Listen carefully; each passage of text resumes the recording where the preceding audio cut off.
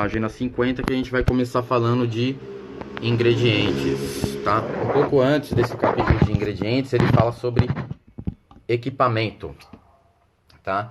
E aí, assim, acho que falar de equipamento agora, falar de tipo de coqueteleira, para que serve a bailarina, para que serve o pillar e tal, acho que a gente já passou um pouco disso. Depois a galera que realmente é mais entusiasta e ainda não conhece tudo, cara, me manda DM aí, eu vou trocando uma ideia, ou a gente até indica um livro que aí sim a gente já tem bastante coisa legal em português para conseguir alcançar esse resultado aí que vocês querem, tá? Então, indo lá para a página 50, o capítulo chama Ingredientes. Então, parte 1 do livro, capítulo Ingredientes. E começa assim. O ingrediente mais importante no coquetel é a bebida, né? O spirit. Mas eu não vou me aprofundar muito tempo ou não vou me aprofundar em determinados tipos de spirits aqui nesse livro. Existem inumeráveis livros sobre bebidas e eu até vou dar na bibliografia algum dos meus favoritos e tal, mas ele faz um apelo de, por favor, usem destilados de qualidade, tá? Então, que seja um vermute de qualidade, um herês, um gin, uma vodka, um whisky, enfim. Senão, você acaba estando por você mesmo, porque aí ele diz que sem uma bebida de qualidade a gente não consegue controlar e fazer comparações tão bem, tá? Para utilizar desse método mais científico aí de observar que ele citou, tá? Os ingredientes que ele quer tratar aqui são os adoçantes, os ácidos e o sal, que é usado para realçar as bebidas, tá? Então a gente vai tratar aqui dos adoçantes, dos ácidos e do sal, beleza? Então vamos lá, adoçantes, começando aqui. Quase todo coquetel contém algo doce, seja ele o doce de um vermute, o doce de um licor, de um suco de fruta ou o próprio açúcar. O dulçor nesses ingredientes eles vêm de um pequeno grupo básico de açúcares, tá? O mais importante deles para a gente é a sacarose, tá? Que é o açúcar branco, o açúcar de mesa, tá? E aí tem também a glucose e a frutose, tá? Frutose e glucose são açúcares simples, tá? Enquanto a sacarose, que é o que a gente usa, é composto por uma molécula de glucose ligada a uma molécula de frutose, tá? Então vamos lá, o que a gente já resume aqui? Adoçantes, tá? Da parte de adoçar o drink. Quase todo drink tem um açúcar na sua composição, quase todo drink vai alguma coisa para adoçar ali. Esse doce ele vem dos açúcares básicos, tá? Quais são esses açúcares básicos? Frutose, glucose e sacarose, tá? Ah, Gui, o que é frutose? Frutose é o açúcar que vem das frutas. Por exemplo, num limão você tem frutose, numa pera, numa maçã, quase todas as frutas ali têm um nível considerável de frutose, tá?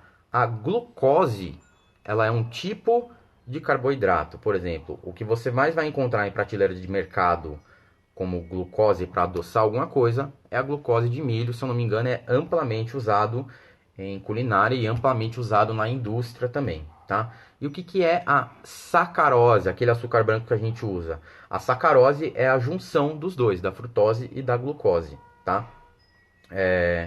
A sacarose a gente acha ela mais fácil ali na cana de açúcar e na beterraba. Então, não necessariamente a sacarose ela é um produto industrial, você encontra ela na natureza também. Legal? Você comumente vai ouvir uma simplificação, uma explicação mais simples de que a frutose ela é 1,7 vezes mais doce que o açúcar branco e a glucose ela só é 0,6 tão doce quanto o açúcar branco. Por sorte, muitos desses ingredientes que servem para adoçar contêm uma preponderância de um ou outro, tá? Eles se comportam todos mais ou menos igual o açúcar branco dentro do coquetel. Então, a maioria desses ingredientes eles podem ser intercambiáveis, tá? A única exceção é o xarope de agave, porque o xarope de agave ele tem mais frutose na sua composição, tá? Então vamos lá, anotando aí. poucos ingredientes possuem níveis diferentes dos dois, tá? Então, quando a gente pega o açúcar branco, ou por exemplo, o mel, ou maple syrup, tá? Aqueles açúcares que compõem a sacarose que está presente nos dois, ela é basicamente composta da mesma forma. A única exceção que ele dá é o xarope de agave. O que compõe a sacarose ali do agave compõe mais frutose do que glucose. Então, dentro do coquetel, ele se comporta de uma maneira diferente, tá? A maioria dos adoçantes, então, se comportam como o açúcar branco ou como um xarope simples dentro do coquetel, porque eles têm esse nível de glucose e frutose bem parecidos. Então, é importante a gente prestar atenção quando a gente for fazer drink com agave. Legal? Em relação a essa parte dos açúcares básicos, aí alguma dúvida? Ficou fácil para todo mundo entender? Estou indo muito rápido.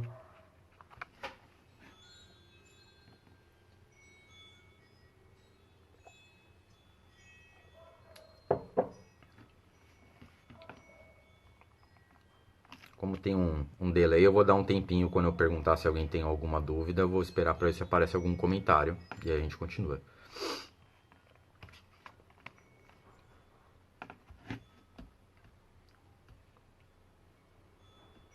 Bom, beleza.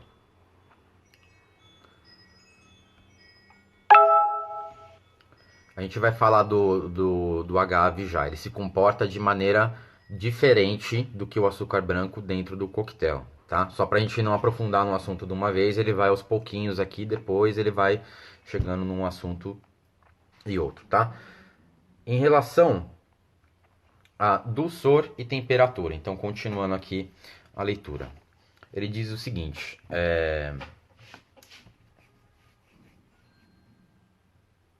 legal, então ele continua. Você vai ler a seguir como que as coisas, como que os açúcares se comportam dentro do coquetel. Então, dulçor e temperatura, tá? Ele vai explicar por que é importante o lance da temperatura na percepção que a gente tem do doce. Quanto mais doce o seu drink é, menos... Quanto mais gelado, desculpa, gente. Quanto mais gelado o seu drink é, menos doce ele parece. Apesar de coquetéis batidos, ou seja, mais gelados, eles conterem mais açúcar do que um coquetel mexido, esses coquetéis batidos eles parecem menos doce que o coquetel mexido que vai menos açúcar, tá? E aí se a gente deixa esse coquetel dar uma esquentada, ganhar um pouco de temperatura, a gente percebe que o nível de doce dele começa a subir. Então ele fala, nós todos já tivemos a experiência de provar um drink e julgar que ele está ali na hora que ele é servido, ele está balanceado, e aí daqui a alguns minutos, daqui a um tempo, quando a gente vai tomar ele de novo, a gente percebe que ele está muito doce. O porquê disso, tá?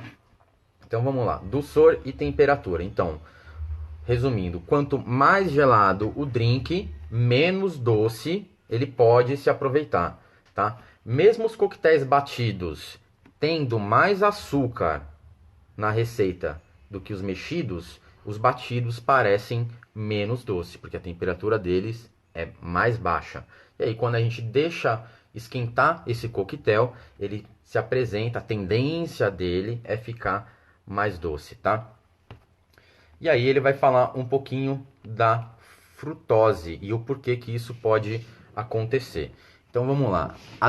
O poder doce, a quantidade que a frutose adoça, ela vem muito rápido e vai embora muito rápido. Então ela vem muito intensa, mas ela não tem persistência. É o hit and run, né? Que a gente fala. Hit and run é uma expressão em inglês que é quando o cara ele atropela alguém na rua e foge sem prestar socorro.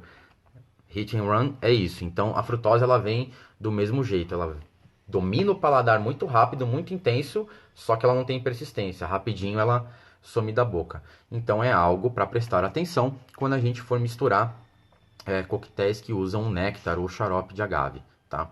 A coisa mais estranha da frutose é talvez que ela mantém o seu dulçor conforme ela fica gelada. Então, a frutose gelada ela é muito mais doce do que a sacarose gelada, tá? E ao mesmo tempo, ao contrário, conforme a frutose esquenta, ela parece menos doce do que a sacarose quando ela está esquentando. E aí tá a pegadinha, né? Coquetéis feitos com agave, com xarope ou néctar de agave, quando a gente prova, mistura ali e prova em temperatura ambiente, eles parecem que estão balanceados. Mas aí quando quando a gente gela eles, quando a gente dilui e deixa eles bem gelados, aí parece que aquele doce não veio, tá? Por que ele explica? Porque a frutose ela pode existir em diferentes configurações com um nível de doçor radicalmente diferente, tá? A quantidade de cada figuração presente ali vai depender da temperatura. Então, em condições mais frias, a frutose, a forma doce da frutose predomina. Em condições mais quentes, a forma menos doce da frutose é o que vai prevalecer, tá?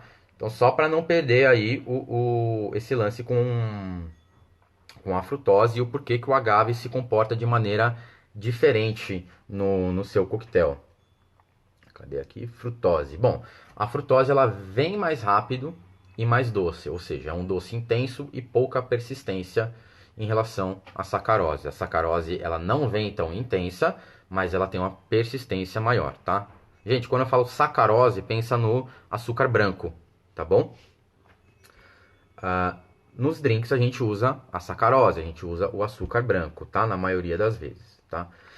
A frutose, ou seja, a maior parte do açúcar contido no agave, ela mantém o nível de doce quando ela está gelada e é mais doce do que o açúcar branco quando está na mesma temperatura ali, quando está gelado.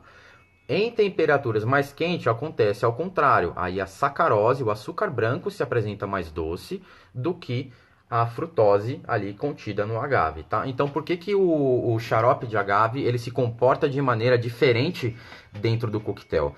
Porque a partir do momento que você gela muito aquilo, aquele açúcar ele vai se apresentar numa configuração diferente. Então, por exemplo, se você pega lá um daiquiri e faz ele com açúcar, e tá em condições ideais, tá, gente? Não vamos falar de receita aqui nem nada. Mas aí você gela ele, você usou açúcar branco, ele vai se apresentar menos doce do que um daiquiri feito com agave, tá? Então a gente tá assim. Conforme esse drink esquentar, esse feito com agave, ele não vai parecer tão doce e vai aparecer mais o doce desse feito com açúcar branco, tá? E a explicação disso é justamente por causa dessa reação com a frutose, tá? E aí a gente passa para entender então o que é concentração de açúcar e por que é importante entender a concentração de açúcar das coisas. Então vamos lá. Açúcar e a concentração. É muito difícil você degustar e julgar o quão doce algo é quando ele está na sua forma concentrada, tá? Então, um exemplo, xarope simples, licor, mel, agave, maple, o que quer que seja. Sentir o gosto e julgar se algo é mais ou menos doce numa forma concentrada é muito difícil, tá? Por quê? O nosso paladar ele responde de maneira linear até uns 20% de concentração de açúcar, tá? O que isso quer dizer? Que ali vai de 0 até 20% de açúcar, o nosso paladar ele se comporta de maneira linear, ou seja, dentro dessa faixa de concentração, só através do paladar eu consigo dizer se algo é mais ou menos doce. Legal? Coquetéis, eles geralmente eles apresentam uma concentração de 4 a 12%, ou seja, está dentro dessa faixa que a gente consegue ter ali uma percepção e um discernimento gustativo para dizer se algo é mais doce ou menos doce, tá? Mas ele diz o seguinte também, que é muito difícil a gente perceber essas diferenças, fazer esse julgamento em concentrações muito baixas de açúcar ou muito altas, tá? Uma vez que você aumenta o conteúdo de açúcar de algo acima de 20%, o seu paladar ele começa a ficar meio doidão, ele começa a ficar meio confuso ali, tá? E ali a partir dos 40%, o seu paladar é praticamente inútil, tá? Eu já provei isso na prática.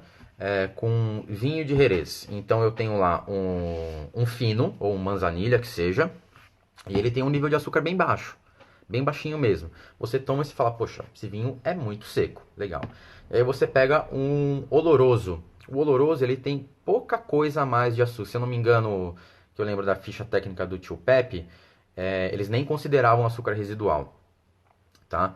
E no açúcar residual do oloroso, do Alfonso, tinha ali até 4 gramas por litro, tá? Ou seja, tem mais açúcar do que o outro. Mas no paladar, esse que tinha mais açúcar na composição parecia muito mais seco, mesmo ele contendo açúcar. Então, assim, isso prova esse estudo que diz que em níveis muito baixos de açúcar ou muito altos, realmente o nosso paladar ele vai para o espaço, a gente não consegue julgar, tá? Xarope simples que a gente usa no bar, ele tem 50% de açúcar. Então ele já está fora daquela faixa que a gente consegue perceber. E muitos licores, tá? Licores, os alcoólicos, eles têm de 200 a 260 gramas por litro, tá? 200 a 260 gramas de açúcar por litro, ou seja, de 20 a 26%, tá? Esses adoçantes, eles devem ser degustados ou testados, né, com diluição e na temperatura qual ele vai ser servido. O que isso diz pra gente, tá? Então, digamos que eu estou desenvolvendo um coquetel com um licor X, e aí eu vou lá, pego em temperatura ambiente, sem diluição, sem nada, um licor que tem uma alta taxa de açúcar nele, e provo, e falo, esse é o doce que eu queria. Não dá para saber tão bem, porque aquilo ali está muito concentrado.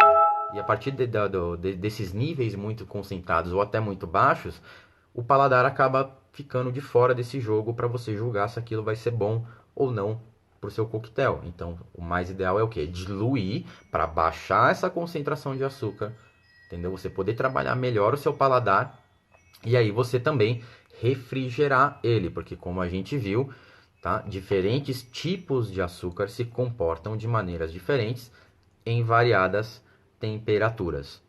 Legal? Muito bem. Então, repassando essa parte em relação à concentração de açúcar. Então, o nosso paladar ele responde em até 20% de concentração de açúcar em alguma coisa. Os drinks que a gente faz, eles têm geralmente entre 4 e 12%. Acima de 20% ou muito baixo, o nosso paladar ele não é linear e ele fica muito confuso para detectar se algo é mais ou menos doce. Acima de 40%, e aí a gente já inclui o xarope simples nisso, o paladar se torna inútil. Então, assim, aquele negócio do cara botar lá o xarope na bailarina, botar na boca, provar e falar: esse aqui é xarope 2 para 1, ou esse é xarope 1 para 1. Balela, tá? Paladar não funciona, tá? E os licores, a maioria que a gente usa, tem geralmente entre 20 e 26% dessa concentração de açúcar. Então é preciso tomar cuidado na hora de provar, porque ele precisa dar uma diluída dependendo do nível dele, para a gente realmente conseguir medir ali a capacidade que aquilo tem para adoçar nosso coquetel. Legal? Tá, mas e aí? A gente falou de frutose, falou de não sei o que, falou de não sei o que lá, de concentração de açúcar. Como que a gente aplica isso no bar, tá? Então vamos lá. Açúcar no bar. A maioria das vezes a gente usa açúcar numa forma líquida, tá? Ou seja, xaropes, tá? Porque o açúcar granulado ou cristal, o que quer que seja, ele não se dissolve bem. Ele não dissolve rápido o suficiente ali no coquetel, tá? Por isso que eu não sou muito fã de usar o cubinho de açúcar para fazer coquetéis como o Old Fashion, por exemplo, tá? Ele não dissolve tão bem e aquilo ali não agrega, não se mistura direito ali no coquetel, tá? Só rapidinho, a Sus perguntou aqui. Então dá para sentir a diferença da textura do xarope 1 para 1 e 2 para 1, mas não de dulçor. Exatamente. Tá? Seguindo esse estudo aí que a gente viu aqui, dificilmente você vai conseguir sentir esse dulçor. Já começando o que? O xarope 1 para 1, que é o mais diluído, ele já arrebenta a taxa dos 40%, a gente já não sente para nada. E o 2 para 1, que é 66% de concentração, dificilmente você vai conseguir separar um do outro ali. É mais uma questão de textura mesmo, tá? Respondido? Boa. Então, continuando aqui. Esses xaropes que a gente usa, eles precisam ser medidos, eles precisam ser dosados, eles precisam ser facilmente dispersos dentro do coquetel. Então, eles precisam ser líquido o suficiente para a gente conseguir fazer essa mistura e fazer essa dispersão.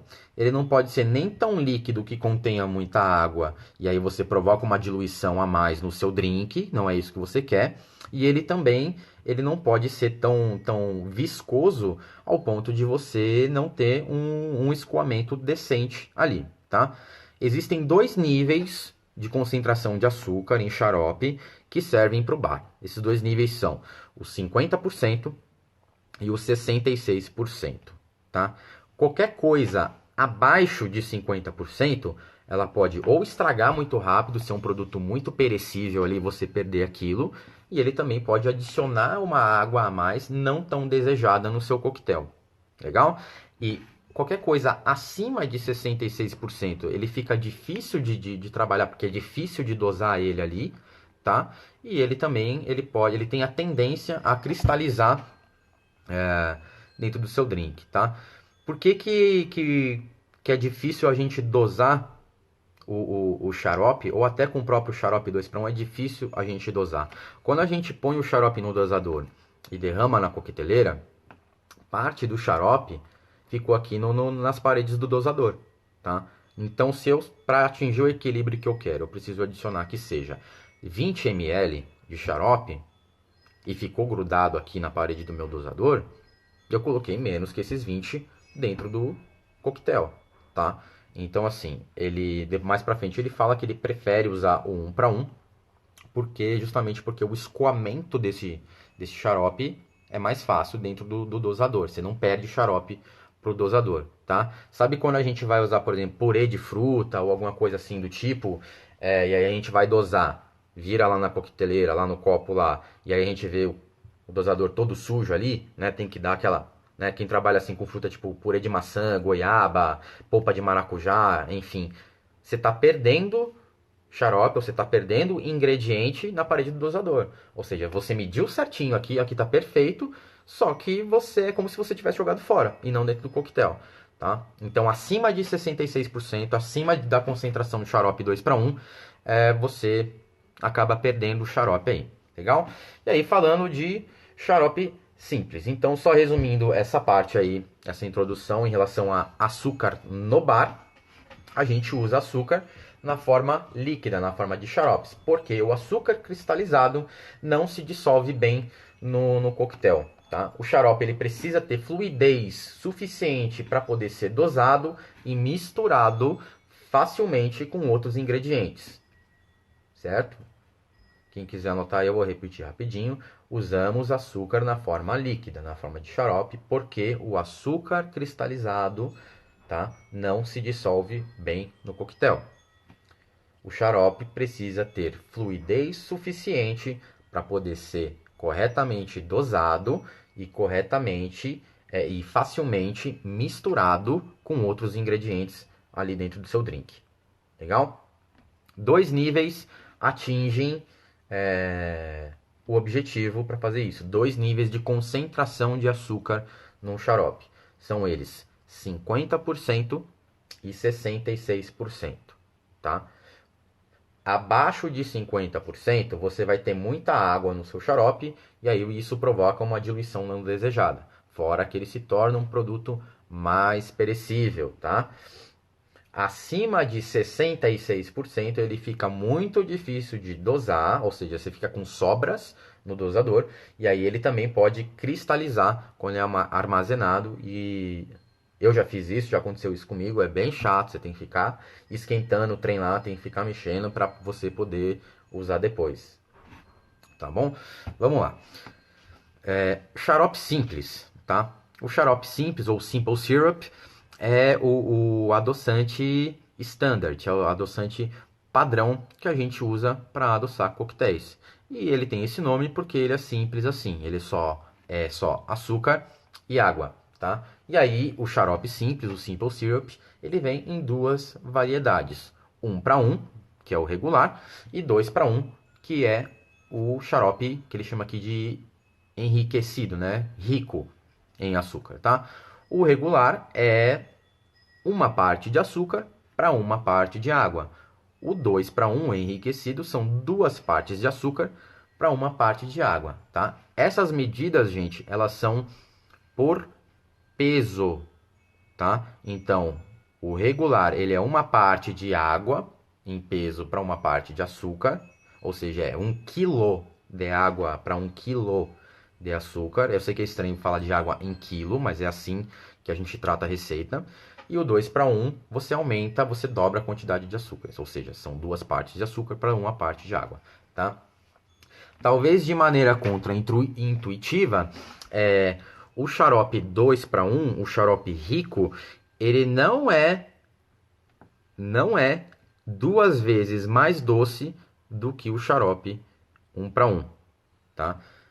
Cada onça desse xarope 2:1, ele entrega a mesma quantidade vamos colocar assim, de dulçor, ele entrega a mesma quantidade de dulçor do que 1,5 onça de xarope 1:1, tá? Então, passando isso para ml, cada 30 ml de xarope 2:1 entrega a mesma potência de dulçor ali do que 45 ml de xarope 1:1. E nesse livro, ele diz aqui que em maioria das suas receitas, estou mudando a página aqui, gente, para quem está com o livro 52, página 52. Nesse livro, em maioria das receitas e quase exclusivamente, ele vai usar o xarope 1:1, porque ele consegue dosar melhor, tem um escoamento melhor e ele é mais tolerante a erros de dosagem, tá? O que isso quer dizer? Em relação a ser tolerante a erros de dosagem. Se você tem que colocar 20 ml de xarope num coquetel e você colocou 22, 25, e você está usando o xarope 1:1, esse estrago ele é menor, então você tem uma redução de dano. Como o xarope 2:1 ele é mais concentrado, então quando você passa da dosagem, fica mais difícil ali de você conseguir corrigir o coquetel. Deixa eu pegar aqui a perguntinha aqui. Isso, ó, o Arthur, abração pro Arthur, Arthur lá do Leg Ladies and Gentlemen's Lounge. Então a diferença entre 1:1 e 2:1 é pouca, é de 50% e 66% respectivamente. Exatamente, cara, tá? A diferença é justamente essa, tá? Ou seja, o xarope 2:1 ele não é o dobro de doce, tá? Muito bem, continuando aqui. Fala um pouquinho sobre como fazer o xarope, tá? Basicamente o que o Dave Arnold ele fala aqui pra gente é que ele usa um liquidificador, ele tem na lista de equipamentos dele, no começo do livro, ele coloca lá os liquidificadores que ele considera bom, que ele indica e tal, tudo mais, e tipo assim, cara, um Vitamix é 5 mil reais, é fora da noção de qualquer um de nós, de qualquer bar que seja de hotel, que seja de rua, que seja... Cara, esses liquidificadores pra gente são muito difíceis da gente conseguir usar e assim, a gente não vai pagar 5 mil reais num liquidificador para simplesmente ficar fazendo xarope simples, tá? Como que a maioria da galera, inclusive eu, a gente faz xarope de açúcar, esquentando a água, tá? Qual que é o perigo nisso? Tá? É você perder água. Então, se você está perdendo, se você está colocando ali na sua panela açúcar e água e deixa ferver, bro, tá errado. Não é assim que você deveria fazer. Ele pode até funcionar na sua receita lá, você pode até conseguir um reequilíbrio com ele, mas uma hora que você precisar trabalhar num outro lugar, ou vai pegar um xarope feito pela mão de outra pessoa, né? Não vai ser o mesmo xarope que você está acostumado a usar, tá? Por quê? Porque você está perdendo água ali na receita, tá? E aí outra dica que ele dá aqui é a seguinte: muitos bartenders medem o açúcar que eles vão usar no xarope por volume. E é uma prática que ele desencoraja assim, grandão. Tipo, não faz isso, tá? Por quê? O açúcar granulado e a água, elas não têm a mesma densidade, tá? Ele dá o exemplo de uma marca aqui, que ele fala o seguinte, que o açúcar aqui, ele tem 0,84 gramas por mililitro, ou seja, ele pega aquele volume de 1 ml de açúcar e pesa, dá 0,84 gramas, tá? E a água, ela tem 1 grama para 1 mililitro, então, pegando ali o volume de 1 mililitro de água, ela pesa exatamente 1 grama. Então, assim, se a gente pegar, por exemplo, vou pegar aqui, né? Eu vou pegar esse pote aqui cheio de água. Coloquei lá no meu liquidificador, na minha panela, que seja. E aí eu vou encher ele, a mesma quantidade de açúcar e colocar lá, não é a maneira correta. Porque essas duas coisas, elas não têm o mesmo peso. Então, assim, se você precisa de 50% de água e 50% de açúcar para fazer o seu xarope, você tem que pesar ele, tá?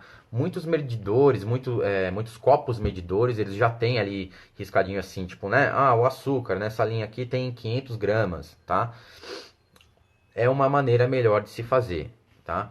Ou a melhor coisa a se utilizar realmente é uma balança, tá bom? Então pesar ali certinho. Como que eu sempre fiz? Como eu sempre fiz xarope de açúcar em muita quantidade para bares de grande volume, eu sempre usei o pacote. Então você tem um pacote de açúcar lá, 1 quilo. Já está pesado, está fácil. Então você vai adicionar 1 litro realmente de água. Por quê? Porque o peso da água é exatamente 1 grama para 1 ml. 1 litro você tem 1000 ml, 1000 gramas, 1 quilo. Legal? Papá. Continuando aqui. Então, ele fala que ambos os xaropes podem ser deixados de fora da geladeira ali para usar na hora e tal, não é problema, mas que ele recomenda estar sempre refrigerado para evitar qualquer coisa. Então, falando um pouquinho de xarope simples, gente, deu pra gente entender que às vezes a gente comete muitos erros, né? Na hora da gente produzir xarope simples, todo mundo fala, ah, faz xarope simples. Ah, simples qualquer um faz. 1 para 1, ou 2 para 1, ou 5 para 1, enfim, né? Já deu pra gente perceber, assim, que tem alguns tweaks aí, né? Algumas maneiras de fazer a coisa corretamente, tá? O Glauco tá falando aqui, não vou mentir, o Liquid Intelligence me dá uma puta vontade de beber. Puta, pode crer, cara. Dá pra se comparar em qualidade do xarope quando ferve e da batida no liquidificador? Cara, a qualidade, ela é basicamente a mesma, né? O que que pode acontecer?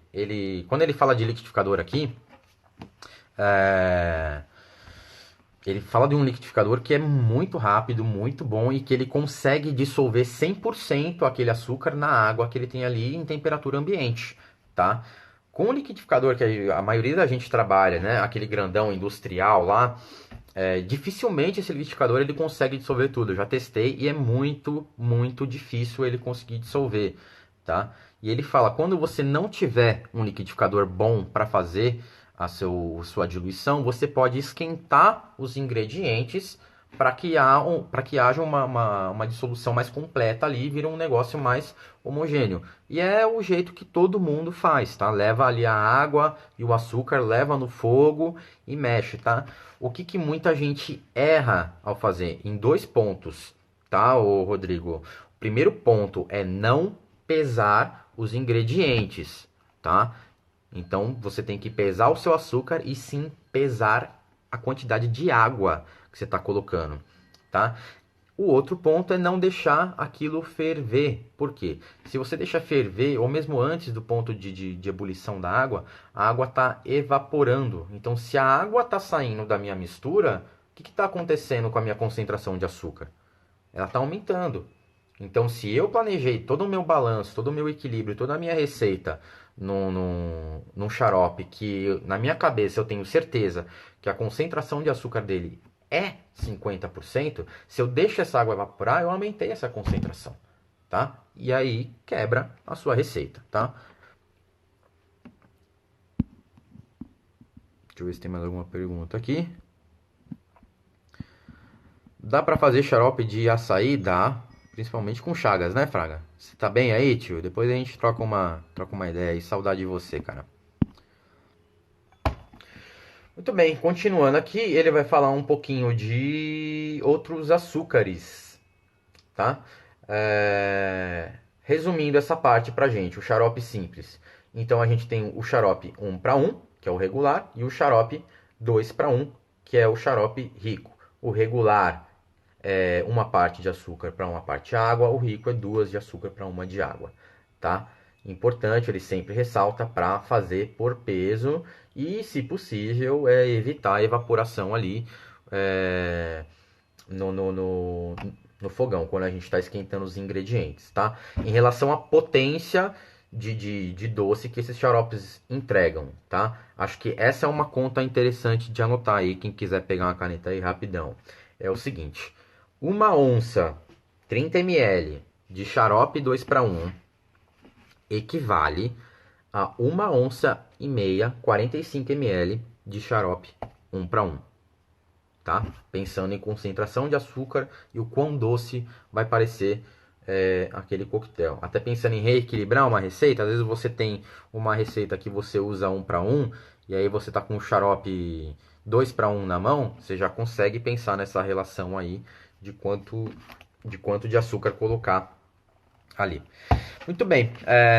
Então, falando um pouquinho de outros tipos de açúcar que não o açúcar branco, tá? Mas também são os principais produtos que a gente usa no bar e que trazem a sacarose pra gente, tá? Salve Gui, quando você vai comentar de shrubs? Cara,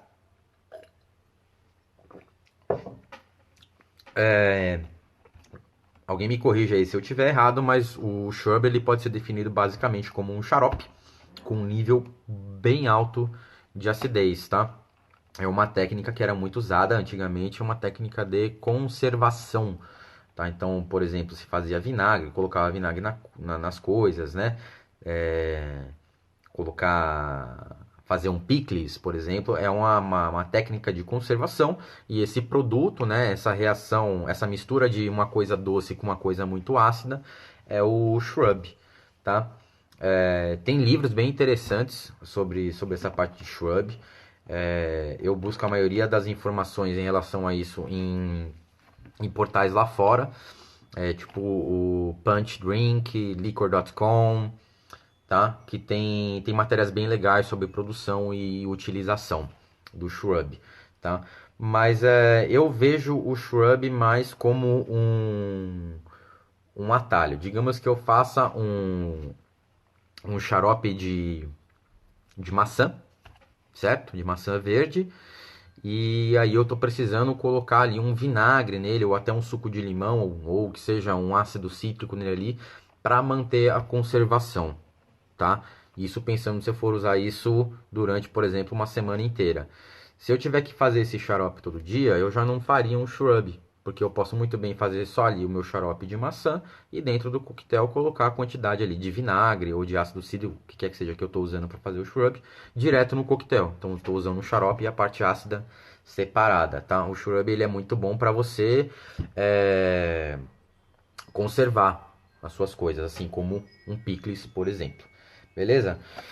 Galera, continuando então os tipos de açúcares. A gente vai falar então de açúcar mascavo, açúcar demerara e o que ele chama aqui de xarope de cana, que a gente conhece mais como a garapa, seria uma garapa concentrada. Muito bem. O açúcar mascavo ele é feito da seguinte maneira: eles pegam um açúcar branco e adicionam um melaço de cana, tá? O demerara ele é um açúcar cristalizado, mas ele não foi refinado. Ele não ficou branquinho lá porque ele não foi refinado. E esse xarope de cana que ele fala é um açúcar não refinado, um concentrado não refinado, mas que ele não chegou a cristalizar, tá? Todos esses adoçantes eles têm mais ou menos notas de melaço no seu gosto. Quando for usar açúcar demerara, quando for usar açúcar demerara ou mascavo, faça xarope 1 para 1, tá? E aí ele fala que esses xaropes de cana, exclusivamente, que eles não têm muito padrão e tal, em relação ao adoçor, mas eles são quase sempre mais doces do que xarope simples, tá? Não é algo para a gente se aprofundar muito, mas basicamente, só para a gente entender um pouquinho de açúcar. O que é o açúcar mascavo? Demerara ou esse xarope de cana. O mascavo é o açúcar refinado com adição de melaço. O demerara, ele é um açúcar cristalizado, mas que ele não foi refinado, tá? O xarope de cana é uma concentração, é tipo uma garapa bem concentrada, tá? Mas que ele não foi cristalizado. Então, quando espreme a cana, primeiro a gente vai fazer esse xarope de cana, vai concentrar, depois ela vai cristalizar, aí a gente já tem o demerara. Se a gente refinar, a gente tem um açúcar branco, tá? A sacarose pura que a gente estava falando. E se a gente adiciona um melaço nesse açúcar branco, aí a gente tem o mascavo. O que é um melaço de cana que eles adicionam? O melaço ele é um subproduto do refinamento de açúcar. É o que sobra quando a gente pega o demerara e refina ele para açúcar branco, tá? Gente, tem N maneiras de fazer açúcar. Estou explicando o que está no livro, tá? Quando a gente pega então esse demerara que ele citou e refina para deixar ele branco, deixar o grão dele bem pequenininho, o que sobra desse refinamento é o melaço. Às vezes eles adicionam esse melaço, um pouco desse melaço, para fazer o açúcar mascavo, tá? Mel, tá? O gosto do mel pode variar dramaticamente dependendo, lógico, da espécie da abelha, da espécie da flor, da região do país, de estação e tal, tudo mais. Depende da polinização, cruzamento de espécies, enfim. Enquanto é legal brincar e experimentar com diferentes variedades, a maioria dos bartenders preferem usar um mel um pouco mais neutro, tá? E ele cita aqui o clover. Clover, se eu não me engano, é cravo lá. Não sei se a gente tem muito aqui. Eu acho que o mel mais comum pra gente aqui, eu acho que é o de laranjeira. Alguém dá um pitaco aí, eu acho que é. Mas enfim.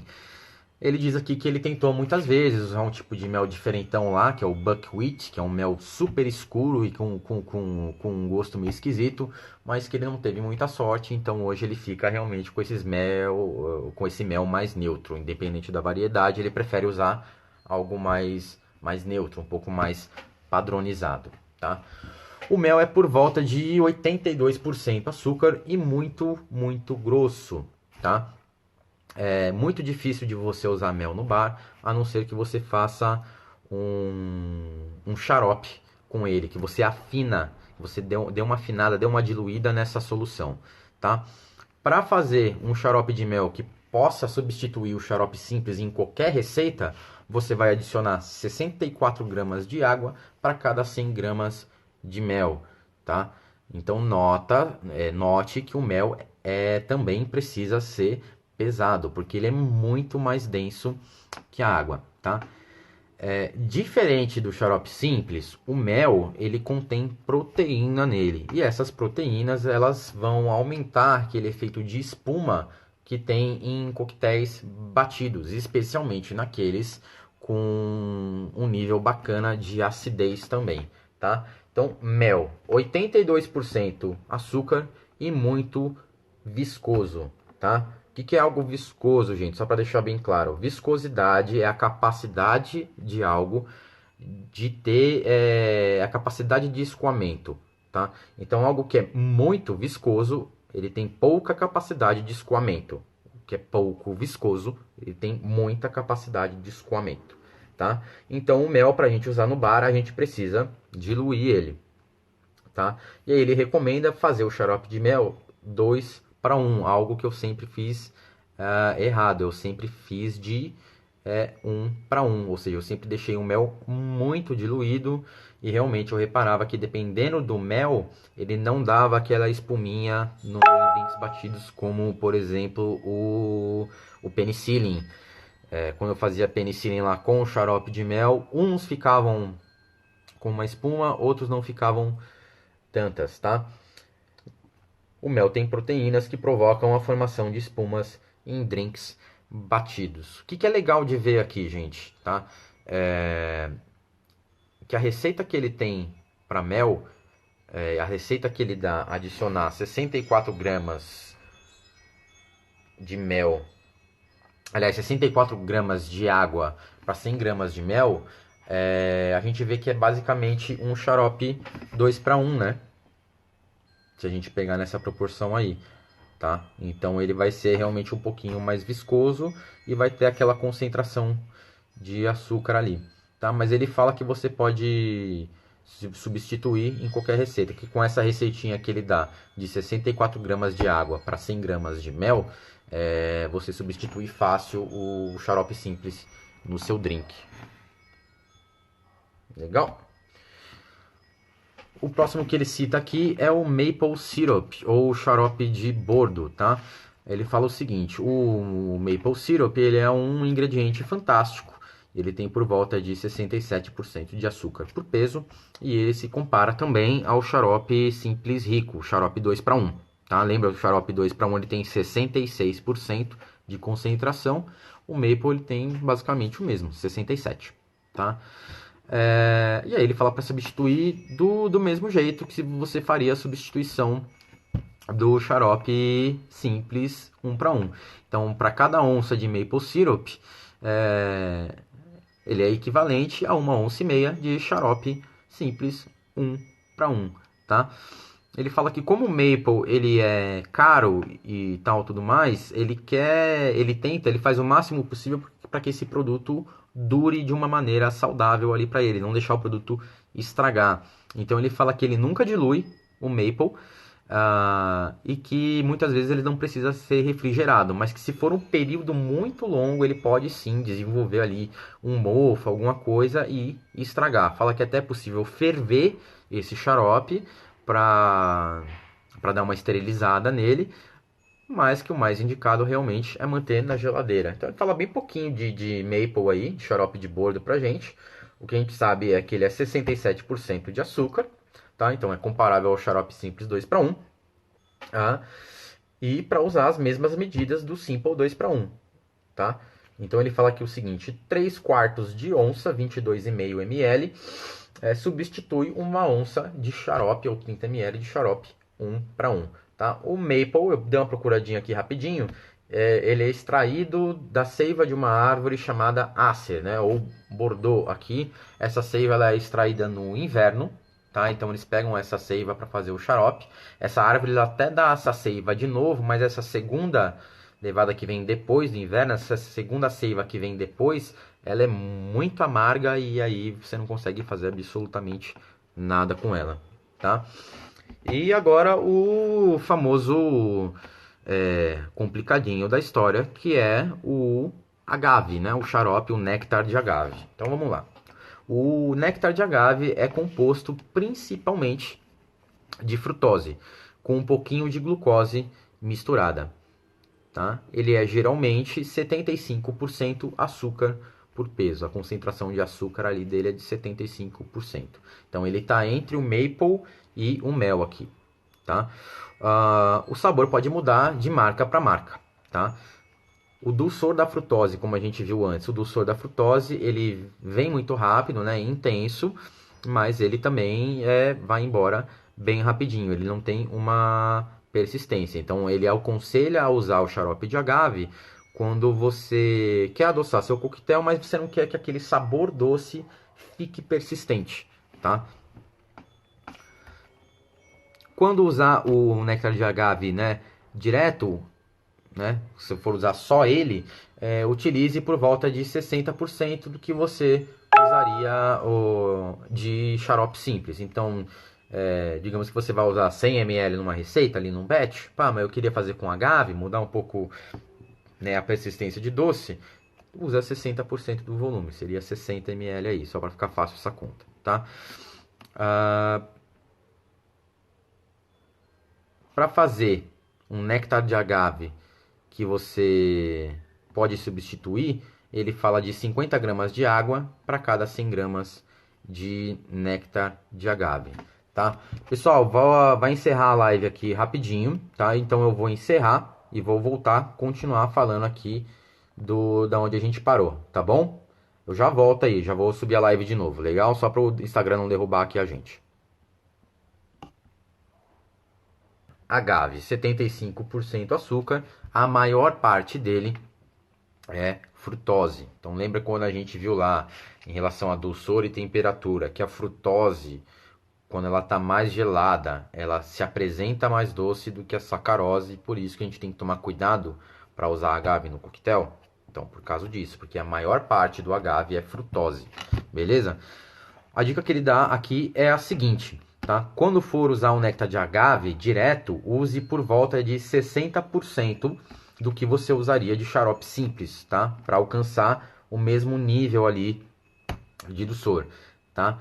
Para fazer um néctar de agave que você pode substituir o xarope simples, tá? Ou seja, para você não precisar ficar fazendo essas contas toda hora que você for usar, o que ele fala é o seguinte: para cada 100 gramas de néctar de agave, você adiciona 50 gramas de água ali. Então você faz uma pré-diluição ali do seu néctar, do seu xarope de agave, tá?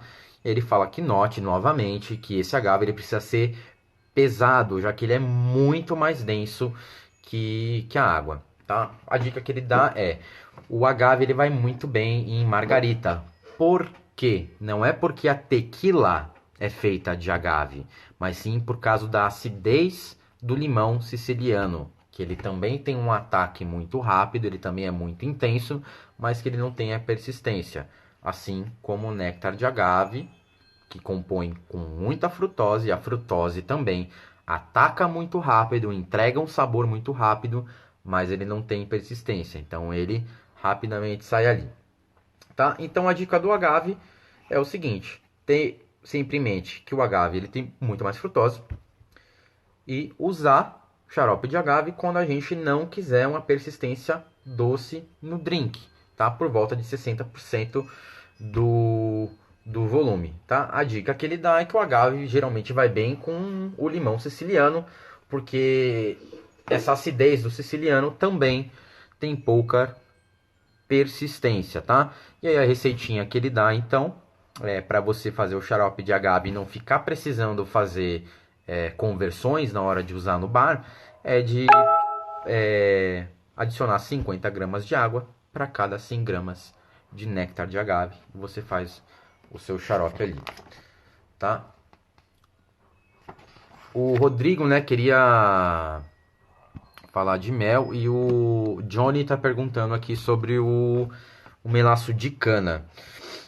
Cara, o melaço de cana, ele não dá especificamente pra gente aqui qual que é a porcentagem de açúcar dele, tá? Com certeza deve ser muito alta, tá? Mas acredito que isso não sirva para o melaço de cana também, porque a maior parte do açúcar no melaço de cana é a sacarose, tá? Ao contrário do agave, que a maior parte do açúcar é a frutose, tá bom?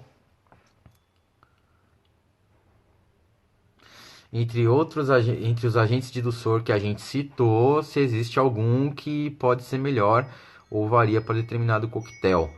Cara, eu acho que realmente é uma variável aí. Não sei se tem um melhor ou pior. Na minha opinião, tá? O melhor agente adoçante de coquetel em relação a equilíbrio e tal, tudo mais, é a sacarose. É o açúcar branco, é o xarope simples. Por quê? Porque a gente sabe exatamente como ele vai se comportar dentro do drink, a gente sabe exatamente a concentração de açúcar que tem ali e a gente sabe exatamente o comportamento dele em relação à temperatura do coquetel, tá? Então, tipo, o que ele falou um pouquinho para trás de quando você tá ali fazendo, né, um coquetel com agave e você, né, tá ali dosando, tal, coloquei agave, vamos lá, vamos provar, né? Provei aqui. Pô, não, tá legal, tá balanceado. E aí a gente vai lá, bate aquele coquetel, serve. Quando a gente vai provar, ele tá muito mais doce, ou seja, o que a gente julgou que estava balanceado em temperatura ambiente, quando ele está resfriado, ele está completamente desbalanceado. Justamente porque a frutose, esse nível de frutose maior na agave, ele se comporta de uma maneira completamente não linear dentro do resfriamento do coquetel. Já a sacarose, tá? Que é o que? É glucose e frutose no mesmo nível, tá? Ela se comporta de uma maneira muito mais linear dentro da receita que você está fazendo ou dentro da receita que você está balanceando. Então, às vezes é interessante quando você quer balancear um drink, cara, um pouquinho de xarope de açúcar ali. Agora, em relação a sabor, putz, aí vai do que você quer combinar. Se eu vou usar o melaço, se eu vou usar xarope demerara, se eu vou usar xarope simples, se eu vou usar maple, se eu vou usar agave. Ele só pede para prestar atenção, né, em relação à parte do agave por conta da frutose mesmo. Beleza? Tinha um lance sobre mel aí que o Rodrigo queria voltar. Não sei se ele fez a pergunta aqui, deixa eu ver. Ó, o Neri aqui, salve Neri! Tudo bom, Melo? Bom demais.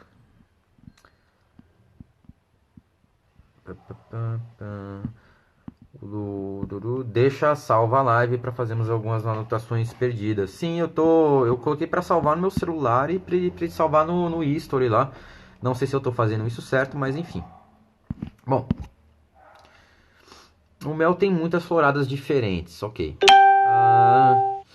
Isso mudaria muito entre um e outro em relação à doçura ou teria que testar? Cara, teria que realmente testar, né? O que ele fala assim é em relação ao mel mais neutro. Eu acho que se a gente batesse um papo depois, né, em relação a coquetéis com mel, qual tipo de mel, sem falar de sabor, tá? Qual tipo de mel tem uma concentração maior ou menor de açúcar? Eu acho que é uma conversa bem interessante até para a gente entender como que esse ingrediente vai se comportar ali dentro. Mas é interessante falar, teria que testar sim, tá? Não sei se esse mel que a gente compra, a maioria que a gente compra para bar, se está descrito ali a porcentagem, a concentração de açúcar dele, tá? Ele fala um pouquinho também, gente, rapidamente, sobre xaropes emulsificados, manteiga e orgite, tá? Acho que ainda tem pergunta aqui, né? Pro daiquiri se comporta da mesma maneira do exemplo da margarita sobre o limão siciliano sem influência do destilado. Se você fizesse o daiquiri com siciliano, sim, tá? O que ele fala é que assim, há um bom casamento do agave com o limão siciliano porque eles têm características parecidas de ter um ataque rápido e uma persistência baixa, tá? É mais uma propriedade do que um sabor em si, tá? Então, novamente, é mais uma propriedade do ingrediente do que o sabor do ingrediente. Não é que agave harmoniza com o limão siciliano. Quer dizer que eles têm propriedades parecidas da maneira que eles afetam o paladar, tá? Ó, preciso dar uma dica boa aqui sobre melés brasileiros. A MB. MB realmente é muito foda, o mel dos caras é muito bom. Beleza? Continuando então um pouquinho dos xaropes. Quem está acompanhando o livro aí já viu que tem aqui um xarope de quinino.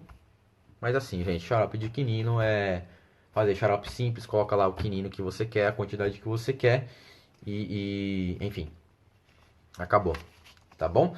Mas não vou falar de xarope de quinino aqui, até porque tem bem pouquinho e a gente só vai usar isso aí quando a gente quiser fazer água tônica ou dar essa característica amarga da água tônica no coquetel, tá? Mas eu acho bem mais legal a gente falar aqui dos xaropes emulsificados, manteiga e orgite, tá? Então vamos lá. A gordura, ela não quer se misturar no seu drink, ela por ela, né? Ela sozinho. Como a gente sabe, óleo e água não se misturam, mas você pode forçar eles dentro do drink através de uma emulsificação, tipicamente no formato de um xarope adoçado. Para fazer uma emulsificação, você precisa de um emulsificador, tá? Do qual o trabalho é fazer o óleo e a água coexistirem ali, né? Existirem lado a lado. E aí ele fala que o emulsificante que eu uso é o Ticaloid 210S. Assim, nem se apeguem a esse nome, porque dificilmente vai ter isso aqui para vender pra gente. Se alguém souber depois aí, compartilha um emulsificante parecido, tá? Que ele fala que esse emulsificante é da marca TIC, T-I-C Gums, tá? E ele fala que ele compra dessa companhia porque ela vende pra tipo pessoa física, tá? Mas ele fala que esse emulsificante, o que que ele é? Ele é uma mistura de goma arábica, que é um emulsificante fantástico, que vem também de uma seiva de árvore, e goma xantana, tá? Ele fala que a goma arábica é muito bom para aplicação em coquetéis, porque as emulsificações que a goma arábica faz não se quebram, tá? Facilmente ou não são facilmente diluídas, enquanto a goma xantana aqui ela entra como um estabilizante e aí protege, ajuda a proteger essa emulsificação de se separar, tá? Se você não conseguir encontrar aqui o Ticaloid 210S que ele cita, ele fala que dá para substituir pela seguinte coisa, para imitar o emulsificante que ele usa, tá? Você pode pegar goma arábica em pó e goma xantana também em pó e fazer a receitinha de 9 para 1. Então, 9 partes de goma arábica para uma parte de goma xantana é o emulsificante que ele usa. O primeiro que me perguntar se dá para usar em espuma de moscomule, né? Em 2009 eu fiz o meu primeiro xarope, tal, com manteiga. Ele falou que ele usou num drink, num cold buttered rum, tá? Eu gosto muito disso aqui, tal. Esse xarope tem muita manteiga, então você tem que usar muito mais do que o xarope simples para realmente fazer efeito no coquetel, tá? Então, como é que ele faz esse xarope de manteiga, né? Em vez de, por exemplo, você fazer um fat wash no seu coquetel, você pode muito bem fazer um xarope amanteigado usando um emulsificante, tá? O que ele faz? Ele fala que ele vai, né? Então ele vai dar os ingredientes aqui. Então ele vai usar água, tá? Na receita do coquetel dele para fazer o xarope. Água, algum spices, tá? Que seja, cara, pode ser zimbro, pode ser isso, pode ser pimenta, pode não sei o que lá. Ele tá usando allspice. Allspice berries, maceradinha, quebradinha para grudar mais. Ele vai usar o emulsificante, tá? 150 gramas de manteiga derretida e 200 gramas de açúcar granulado. Cara, é manteiga pra cacete, tá? Porque pensa comigo, ele tá usando 200 gramas de água e 200 gramas de açúcar, 1 para 1. E é quase 1 para 1 para 1 de manteiga, 150 gramas de manteiga que tá entrando, ou seja, é pesado, tá? Ele fala para aquecer a água, né? Fazer o chá ali com as especiarias que você quiser. Tira aquilo ali, tá? Coa. E aí você vai fazer a hidratação do seu emulsificante, vai adicionar a manteiga, vai adicionar o açúcar, vai bater tudo aquilo ali até ficar bem homogêneo. Só mostrar para vocês aqui o processo que ele faz. Tá, lembrando que a gente não vai entrar muito em receita aqui. Então aqui ele dá os ingredientes, tá? E aqui o procedimento. A gente não vai entrar muito em receita, porque receita não é muito o que interessa hoje pra gente. É mais a questão de técnica, tá? E aqui ele dá o passo 1, tá? Que ele ferveu a água e agora tá filtrando. E aí ele vai hidratar o emulsificante dele na água morna, já com os sabores que ele quer. Vai adicionar a manteiga derretida nessa água, misturar bem, deixar homogêneo. E por fim, ele vai colocar o açúcar, tá? O resultado do drink do Dave Arnold é esse aqui, tá bom? Deixa eu voltar aqui a nossa montagem, que a gente tá improvisado aqui. Tá, então só repetindo, pessoal, o propósito disso aqui não é ficar passando receita, tá? É mais assim, como alcançar um resultado ou como que a gente faz para testar as coisas, tá? E ele fala que dá para fazer a mesma coisa que ele fez, por exemplo, para fazer esse xarope de manteiga. É a mesma maneira que ele utiliza para fazer orgeat, horchata, enfim, tá? Também existem diversas maneiras. Ele fala que essa é uma maneira mais fácil, que ele gosta muito, que ele notou nos testes dele, que ele consegue extrair bastante sabor daquilo ali. Tá? O que ele faz primeiro? Ele faz primeiro o leite da amêndoa que ele quer usar, dos nuts que ele quer usar, bate muito bem aquilo ali, coa bastante, tira bem os sólidos, fica só com o leite da amêndoa. E aí, a partir do leite da amêndoa, ele faz o xarope ali em cima e usa o emulsificante para que não haja separação. Porque nesse leite de amêndoa, você está cheio de óleo ali de amêndoas, nuts, né? Você está cheio de óleo ali. Esses alimentos, eles soltam muito óleo. Então, você precisa de um emulsificante para manter essa mistura junta, homogênea. Mas ele também fala aqui que de tempos em tempos ele precisa bater de novo para unificar, deixar o negócio junto, tá bom? Então dá uma leve voada por essa parte de orgeat. Deixa eu ver se nem lembro se eu anotei aqui. Anotei, muito bem. Então xarope emulsificado e orgeat, tá? Principais pontos aí. A gordura não se mistura no drink, tá bom? Só é possível através da emulsificação. E aí ele ensina a gente a fazer um emulsificante, tá? Que é com goma arábica mais goma xantana. 9 partes de goma arábica para uma parte de goma xantana. Eu sempre usei no bar, lá no Sim, eu sempre usei goma xantana única e exclusivamente, tá? Eu nunca tive problema assim de separação. Se eu deixasse aquela mistura na geladeira um tempo, realmente dava para ver que ela decantava, parecia quase uma clarificação ali, tá? Então ele fala para usar a goma arábica, que a emulsificação dela é muito melhor, e usar a xantana simplesmente como estabilizante.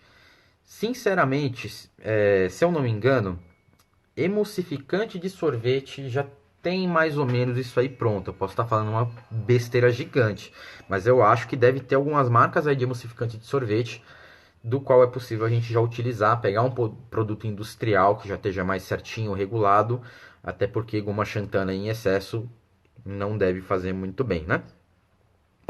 Então ele fala o seguinte, que essa mistura é interessante, por quê? De usar essa mistura de goma arábica e goma xantana. Porque eles são imunes a mudanças de temperatura, imune à acidez e o álcool, tá? Então é interessante de usar a xantana é justamente por causa disso. Imune à temperatura, imune à acidez e imune ao álcool. Ou seja, a hora que você pegar o seu xarope amanteigado ou o seu orgite e colocar no seu coquetel alcoólico, esses fatores do coquetel não vão desmanchar esse trabalho que você já fez. Então ele vai conseguir se integrar muito melhor ali no sabor do seu drink, tá?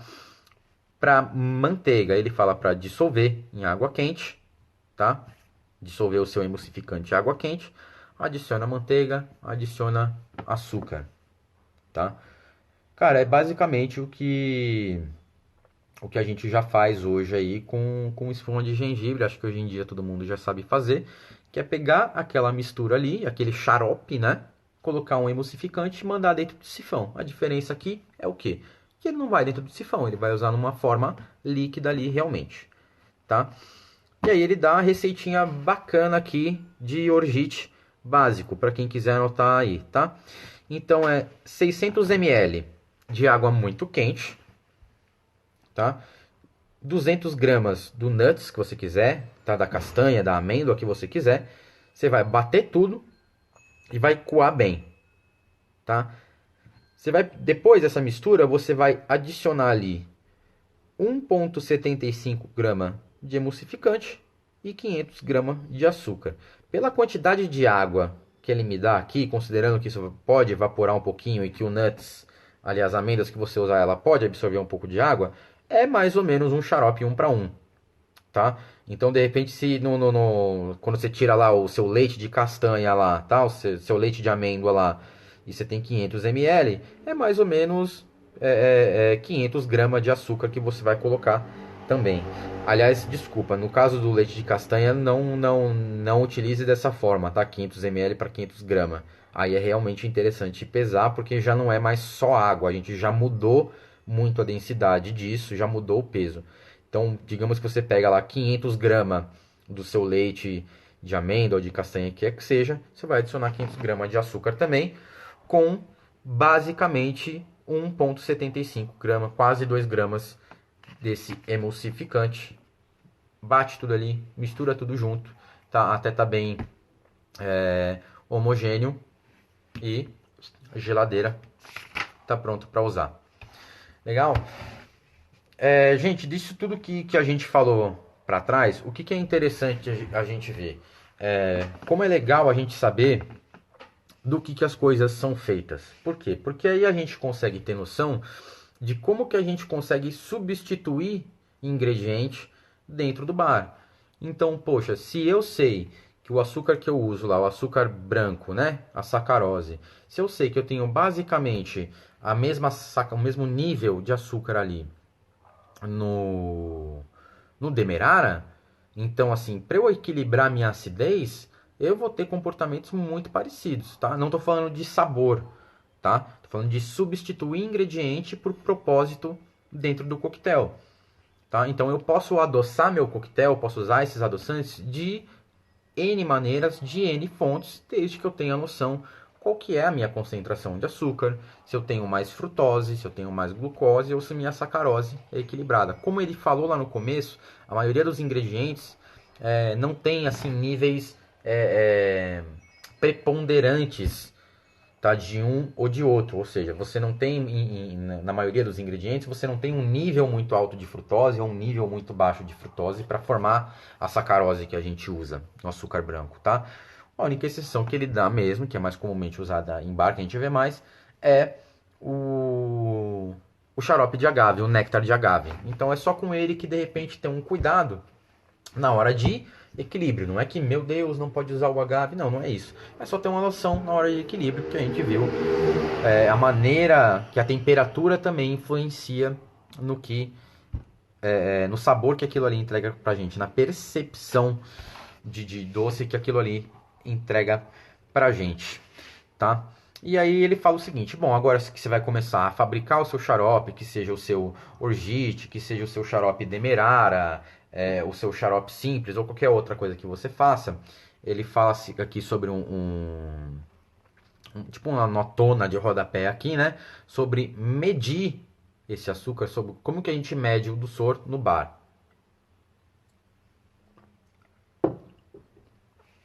Então vamos lá. Ajuda muito, né?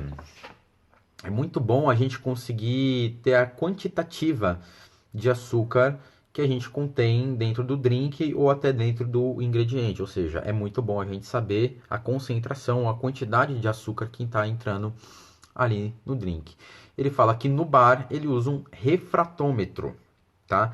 Para medir o conteúdo de açúcar numa medida que chama Brix, tá? B-R-I-X, Brix.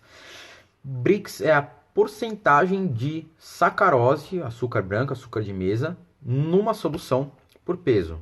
Brix é a porcentagem de sacarose numa solução por peso. Legal? Então, 100 gramas de uma solução a 10 Brix, quer dizer que ela tem 10 gramas de açúcar naquela solução. O problema é que o refratômetro, ele não mede realmente a sacarose. Ele mede o quê? Como a luz passa dentro daquele líquido ali, tá? Qual que é a refração da luz ali. Através disso, ele consegue ter noção o quanto de sacarose tem ali dentro, tá? E aí, lembre-se, o Brix, ele denota, o Brix, ele marca, tá? A concentração de açúcar por peso, não por volume, tá? Então, um xarope com 50 Brix, ele não contém 500 gramas de açúcar num litro de xarope. Por quê? Vou repetir. Um xarope com 50 Brix, tá? Você vai pegar um litro de xarope lá. Quanto que tem aqui? Tem 50 Brix. Então tem 500 gramas de açúcar nesse litro. Tá errado. Por quê? Porque não se mede por volume, se mede sempre por peso. Então, um xarope com 50 Brix definitivamente não contém 500 gramas de açúcar em um litro de xarope, tá? Um xarope de 50 Brix, ou seja, aquele xarope 1 para 1, que ele tem 50% de concentração de açúcar por peso, tá? Tem a densidade de 1,23 gramas por mililitro. Então, 1 litro de xarope pesa 1.230 gramas, certo?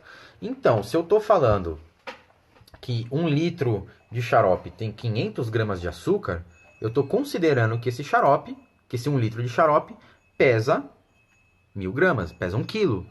Não é bem verdade, como a gente já está vendo aqui, essa mistura de água e açúcar, ela já tem a densidade, né? Já tem o peso aí de 1,23 gramas por mililitro.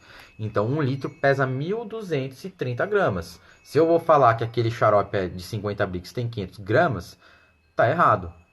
500 não é metade de 1.230, tá? Então, a quantidade de açúcar que contém ali São 615 gramas de açúcar, tá?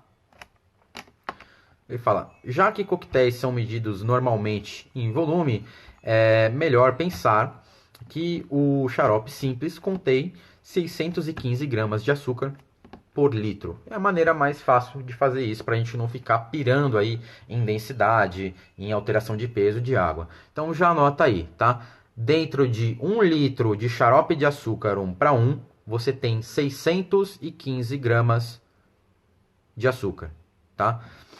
O xarope 2:1, ou aquele xarope rico, enriquecido, ele tem 66 brix, tá? Ele tem a densidade de 1,33 gramas por mililitro, ou seja, o litro dele pesa 1.330 gramas. Metade disso, tá? Aliás, 66% disso, né, a concentração do nosso xarope, é 887 gramas, ou seja, em 1 litro de xarope 2:1, 66 brix, a gente tem 887 gramas por litro, tá? É um pouco menos que 50% do xarope 1:1, tá? Esse estudo com o refratômetro explica pra gente o que a gente viu lá atrás, que o xarope que você tem lá, duas partes de açúcar para uma parte de água, ele não tem o dobro de potência doce do que o xarope que é uma parte açúcar para uma parte água, tá? Por quê? Porque tudo aquilo está dissolvido, tá? A gente vai pegar, para deixar bem claro isso, tá? Eu tenho aqui metade de açúcar, metade de água, vou misturar, tá? Qual que é a minha concentração de açúcar? 50%, beleza? Agora eu vou pegar 2 partes de açúcar para uma parte de água. Qual que é a minha concentração de açúcar? Ora, se eu tenho 3 partes, né, se eu fracionei em 3 partes e 2 são açúcar, né, desconsiderando a dízima de 33,333 aí por parte, eu tenho 66% de concentração de açúcar, tá? Essa porcentagem aqui no xarope, ela pode ser traduzida para a gente em brix. Então, o xarope 1:1 ele tem 50 brix, o xarope 2:1 ele tem 66 brix, tá? E fala também que o refratômetro ele é muito útil para medir o suco de fruta fresco, tá? Ele dá belos exemplos aqui e tudo mais. Por que que ele é útil? Digamos que você tem no seu bar, que você use aí no seu bar, um suco de blueberry, tá? E aí você tem uma certa quantidade de açúcar naquela fruta. Quando você espreme o suco ali, aquele açúcar todo vem, tá? Por que que é interessante a gente usar o refratômetro? Para a gente poder padronizar esse suco. Então, às vezes você vai pegar uma fruta que está mais madurinha, tem mais açúcar. Outra hora você pega uma fruta menos madurinha, vai ter um pouco mais de ácido, um pouco menos de açúcar. E aí você não consegue manter ali a padronização ou a qualidade que você quer alcançar do seu coquetel. Não estou falando que a fruta é mais ou menos pior, né? Assim dizendo, para usar no coquetel. Estou dizendo que o interessante é a gente sempre observar a padronização de receitas que a gente faz, tá? Ele fala que geralmente com suco de frutas, quando ele vai usar algum suco de fruta específico para, por exemplo, fazer um xarope, fazer um purê, alguma coisa, ele primeiro corrige o suco para mais, tá? Então ele coloca um pouquinho de açúcar ali no suco que ele usa para regular aí, deixar padronizado, para ele ter sempre o mesmo suco, sempre o mesmo ingrediente para poder usar no bar, tá? Esse é outro exemplo de um approach mais científico que a gente pode ter no bar, de sempre ter o mesmo ingrediente, do mesmo jeitinho, para a gente poder medir as coisas, tá? Então, medindo o açúcar, né? Medindo o doçor aí no bar. Então, resumão aí dessa parte final desses ingredientes.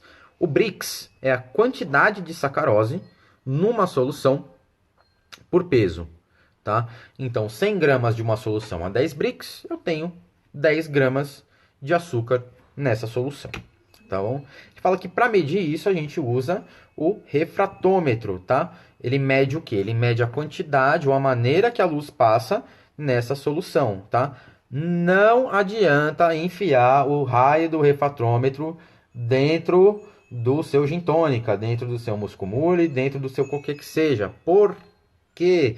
Porque a partir do momento que você tem álcool ou qualquer outra coisa ali, isso também mexe com a maneira que a luz passa por aquele líquido. Porque a gente já mudou de novo densidade, o caramba 4, não sei o que, eu não sei o que lá. Então, assim, ele vai te dar leituras completamente errôneas, tá? O refratômetro ele serve para medir açúcar e água, nada mais. No suco de fruta você até tem uma vitamina, alguma coisa, mas ele é interessante porque você não quer medir exatamente o que está acontecendo ali. Você quer comparar da mesma espécie de fruta de uma safra para outra, se aquilo ali apresenta o mesmo Brix para você, tá bom? Ele pode não te dar a quantidade exata, mas ele te dá uma quantidade relativa para você entender se você precisa fazer aquela correção naquele suco ali ou não, tá bom?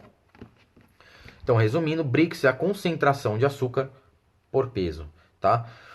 Um xarope de 50 Brix não tem 500 gramas por litro, tá? No xarope 1 para 1, a gente tem 1,23 gramas por ml, ou seja, 1.230 gramas em 1 litro.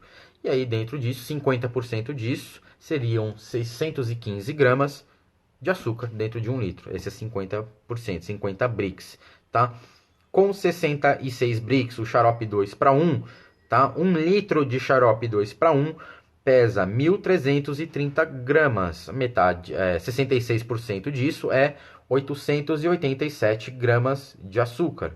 Então, num xarope 2 para 1, num xarope 66 Brix, a gente tem 887 gramas de açúcar por litro. Então, xarope 1 para 1, ele tem 50 Brix. Xarope 2 para 1, 66 Brix.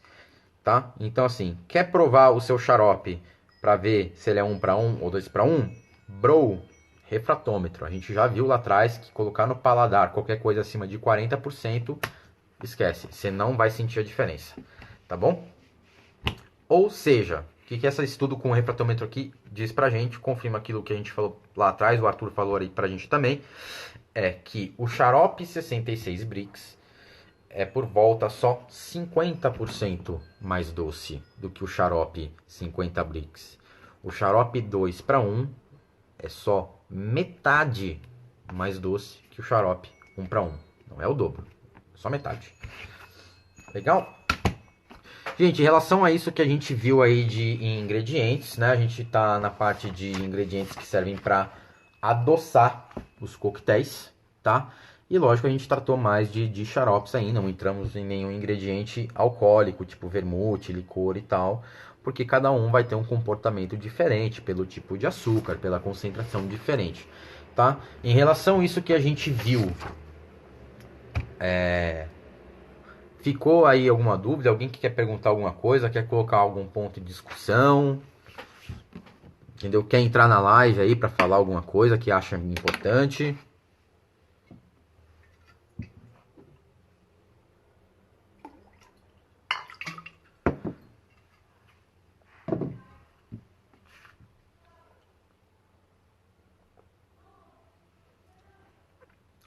Não? Ninguém? Então tá bom. Então vou passar pro próximo aí. Quem tá acompanhando com um livro na mão, com o Kindle aí na mão, eu tô passando pra página 58, tá? Que a gente vai começar a falar de um assunto bem bacanudo que são ácidos. Beleza?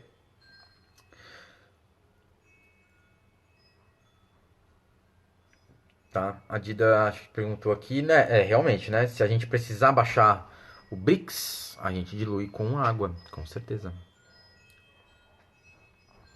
Com certeza. Tá? Lembrando que Brix, ele é a medida de concentração de açúcar por peso numa solução. Galera, é muito importante realmente trabalhar com as coisas por peso dentro do bar. A gente vê que essa exatidão, ela pode parecer um pouco chata, mas é o que faz a diferença numa receita para campeonato, por exemplo, né? Bom, então eu vou continuar aqui. A gente vai falar um pouquinho vai sair dos adoçantes e começar a falar um pouquinho de ácidos, que acho que são meus ingredientes favoritos no coquetel, porque eles mudam completamente a característica de um drink e aí sim, realmente, quimicamente, como um ingrediente pode reagir com outro, tá? Não que eu entenda isso muito bem, mas eu acho muito legal. A continuidade aqui na parte sobre ácidos. É muito raro um coquetel que não contém algum ácido nele, tá? É muito raro um coquetel que não contém uma parte ácida ali, tá? Às vezes a acidez está escondida na forma de um vermute ou outro ingrediente que seja vínico, tá? Então é muito raro a gente encontrar um coquetel que não tenha pelo menos uma partezinha ali ácida, nem que seja num vermute ou em algum outro ingrediente. Mas ele está quase sempre lá, tá? Quase todos os coquetéis que são acídicos, quase todos os ácidos que a gente encontra num coquetel, eles podem ser comprados, eles podem ser adquiridos na forma pura deles.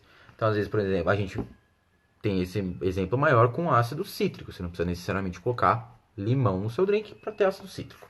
Então, vamos lá. Ele fala o seguinte: provando esse sabor, né? Então, qual que é o sabor que tem esses ácidos? Eles falam que ácidos são moléculas que produzem um íon de hidrogênio que fica livre ali, tá bom? Então, quanto mais íons de hidrogênio livres ali, maior vai ser a acidez. Os cientistas chamam essa medida de medida pH. Então, o medidor pH, o que ele mede? Ele mede quantos íons de hidrogênio estão ali doidão, estão ali soltos, correndo em volta. A sua língua, o seu paladar, não funciona como um medidor pH, tá? O que quer dizer que medidores de pH são completamente inúteis para coquetéis. Simples assim, tá? Por que eles são inúteis para coquetéis? Por que eu estou falando isso? Porque o pH, ele mede só a acidez, mas ele não te entrega o sabor que aquele drink vai ter, tá? Se eu colocar, presta atenção, se eu colocar um medidor de pH numa solução ácida, ele vai me dar um número ali. Se eu colocar, por exemplo, açúcar ali para mudar ou alguma coisa que mude o sabor, a quantidade de ácido ainda é a mesma. Porque o pH, o medidor pH, ele mede ali aquelas moléculas, não, né, a percepção de acidez. Tá? É isso que ele fala. Em vez de sentir quanto algo pode ser acídico, né? Ele sente mais, ele mostra mais quantas moléculas de ácidos estão presentes. Quimicamente, essa medida se refere à acidez titulável, tá? Acidez titulável, ele mede qualquer tipo de ácido. Então ele vai te dar um número ali, um número pH, mas ele também não vai te dizer se é um ácido cítrico, se é um tartárico, o que quer que seja. Tá bom? O que ele fala que é legal dessa parte científica do ácido? Que a maioria dos ácidos, a molécula dele, eles têm o mesmo peso. Então você pode muito facilmente substituir um ácido pelo outro. Tá? Então, se você tem uma receita que você usa ácido cítrico, uma solução de ácido cítrico, e aí você quer substituir por ácido, por exemplo, que ele lista aqui, tartárico, cara, eu coloquei lá 5 ml de ácido cítrico. Coloca 5 ml de ácido tartárico. O peso, a aproximação dele ali é muito parecido. O nível de acidez é muito parecido ali. O que vai mudar é a percepção gustativa no final mesmo. Tá? E aí ele fala que ele vai especificar a acidez aqui no livro por percentual por unidade de volume. Tá? Então quer dizer, quando ele fala que alguma coisa, que a bebida aqui é 1% ácida, ele quer dizer que em 1 litro de alguma coisa, ele tem 10 gramas de ácido, tá bom? Então ele vai especificar a acidez aqui na porcentagem por unidade de volume, tá? Então, resumindo essa introdução, ácidos são moléculas que produzem um íon livre de hidrogênio, tá? Para medir isso, a gente usa um medidor pH. Ácidos têm um peso muito próximo um do outro, então é possível a gente fazer esse intercâmbio, tá? Eles vão ter gostos diferentes, mas o mesmo nível de acidez, tá? A gente vai medir aqui ácido em porcentagem de acidez. Então, uma coisa que seja 1% ácida quer dizer que ele tem 10 gramas de ácido em 1 litro, tá? Lógico que ele já começa falando aqui sobre o ácido mais utilizado no bar, em qualquer lugar do mundo, que é o limão, tanto o Tahiti quanto o siciliano, tá? Então, suco de limão, que seja Tahiti ou siciliano, são os dois mais ácidos, os ácidos mais comuns em qualquer bar, tá? Os dois, tanto do siciliano quanto do Tahiti, são por volta de 6% ácido, tá? A acidez do limão é quase puramente do ácido cítrico, tá? Desculpa, a acidez do siciliano é quase puramente ácido cítrico, enquanto a acidez do limão Tahiti ou da Lima, lá em Portugal, é 4% cítrico, 2% málico e só um tiquinho assim de ácido succínico, tá? Esse succínico, ele é aquilo que dá aquele gostinho metálico e tal, tudo mais, que ele assim, ele sozinho ele tem um gosto horrível, mas que em pequenas quantidades esse ácido succínico, ele pode melhorar o gosto de algumas frutas ali. Limão Tahiti é uma delas, tá? Pelos limões, pelo Tahiti, pelo siciliano serem muito similar em acidez, você pode facilmente fazer um intercâmbio de uma receita para outra, tá? Em relação à quantidade de quanto você coloca. Então, se você quer trocar o limão que você usa e numa receita você usa 20 ml, coloque exatamente 20 ml do outro, tá? Como eles têm acidez muito parecidas, basicamente a mesma acidez, você pode fazer esse intercâmbio sem conversão nenhuma. Você pode colocar a mesma quantidade direto ali, tá? Diferente de suco de grapefruit, laranja, maçã, e aí já caindo para o nosso lado aqui, tangerina, cupuaçu, o que quer que seja, que eles têm nível de acidez diferente, tá bom? E aí ele fala que suco de limão, tá? Qualquer que seja, ele tem que ser usado no dia, tá? O suco de laranja, de grape, de uva ou de maçã, ele até aguenta um pouquinho mais, tá bom? E ele fala também que a maneira do qual você extrai o suco do seu limão, você está extraindo o seu ácido ali do seu limão, faz a diferença. E ele fala para olhar lá a parte de equipamentos e tal, mas eu já explico o porquê que faz essa diferença, tá bom? Em relação ao limão que a gente tem aqui, que seja limão cravo, limão esse, limão aquele, não vou saber falar agora porque isso é muito incomum para lá para fora, tá? O que a gente está falando aqui são dos ácidos mais usados e ácidos mais comuns, que é o suco de limão Tahiti e o suco de limão siciliano, tá? Então, limão é o ácido mais comum no bar, tá? Tanto um quanto o outro, siciliano Tahiti, tem por volta de 6% de ácido ali na composição, tá? O siciliano, ele é quase puramente ácido cítrico e o Tahiti, ele é 4% cítrico, 2% de ácido málico e um pouquinho de succínico, tá? Por serem parecidos em acidez, por serem praticamente idênticos em acidez, pode haver esse intercâmbio, tá? O limão Tahiti, ele tem mais persistência porque ele tem essa quantidade maior de ácido málico, tá? Então, o limão Tahiti ele tem mais persistência que o limão siciliano e o motivo é por causa do ácido málico.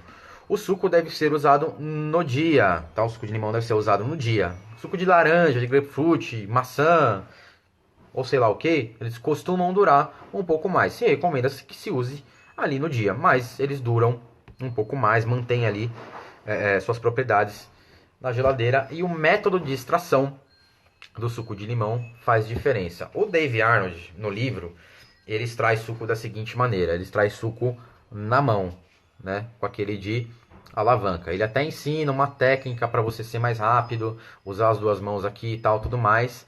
Mas a gente sabe a nossa realidade qual que é, todo mundo usa um espremedor, tá bom? Ele fala que qual que é o problema do espremedor, tá? É quando aquele rímer, vem muito fundo no limão e ele raspa aquela parte branca ali de dentro da casca, ou seja, você ultrapassa a polpa e você começa a raspar aquela parte branca do limão, isso adiciona um amargor ali no suco que não é muito desejável, tá? Então, para quem é acostumado aí a surrar a máquina espremedora de suco, pega leve, Beleza? Em relação a essa parte de frescor, tá? Ele fala o seguinte: eu fiz muitos testes com suco de limão, com diferentes tiragens, né? Tanto em coquetéis quanto em suco, por exemplo. Então, nessas tiragens, ele fala o seguinte, que ele já usou suco que tinha um dia, 24 horas, já usou suco que tinha sido espremido a 8, a 5, a 3, a 2 horas e o espremido na hora, tá? Sem surpresa nenhuma, o suco que tinha ali um dia já ali de ter sido extraído, cara, perdeu em relação a sabor e tal, em relação aos outros ficou a bosta, né? Mas que, surpreendentemente, tá? O suco de limão que ele usou, que já tinha sido espremido há algumas horas, se saiu melhor do que o suco de limão espremido na hora, tá? Ele fez isso, ele fala que assim, ele fez isso com muitos bartenders lá, essa experiência, e que a maioria desses bartenders eram americanos. E que aí eles também fizeram essa mesma experiência na parte lá, na parte europeia, tá? E a maioria das pessoas lá preferiram os coquetéis ou a limonada, que quer que seja, com o limão espremido na hora. Então a gente vê que é realmente uma questão de gosto esse lance do frescor. O que não pode acontecer realmente é você usar limão de um dia para o outro. Ah, mas por que não pode, meu bar, não sei o que. Cara, tem casos e casos e casos e casos. Dá para você blendar suco. Se você procurar na internet, você tem técnica de conservação, tá? Para conservar as propriedades do suco de limão ali, deixar ele fresco por mais horas, tá? Então, sobre frescor, ele pode ser de algumas horas ou o suco pode ser extraído na hora. É uma questão de costume, é uma questão de gosto e é uma questão de como você está equilibrando o seu coquetel, tá? Se você fizer um coquetel com o suco de limão que ele está ali na geladeira há 6, 8 horas, ele vai ter um gosto diferente, tá? Uma percepção de acidez diferente do que o coquetel feito com suco de limão ali espremidinho na hora, tá? Tudo é uma questão de gosto e de equilíbrio, tá?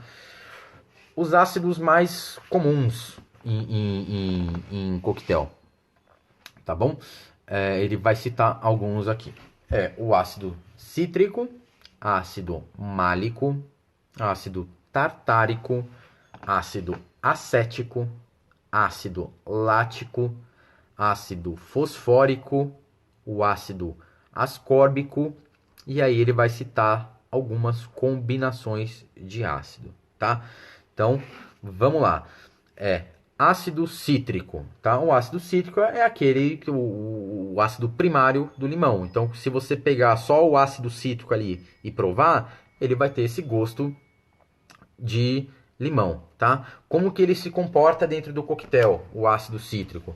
Ele vem muito rápido e ele vai muito rápido, ou seja, ele entrega uma acidez exuberante, mas ele não tem persistência para ficar ali no paladar. Esse é o ácido cítrico, que é o ácido principais do limão e de frutas realmente mais cítricas, tá? O ácido málico, tá? O ácido málico é o principal ácidos das maçãs, tá?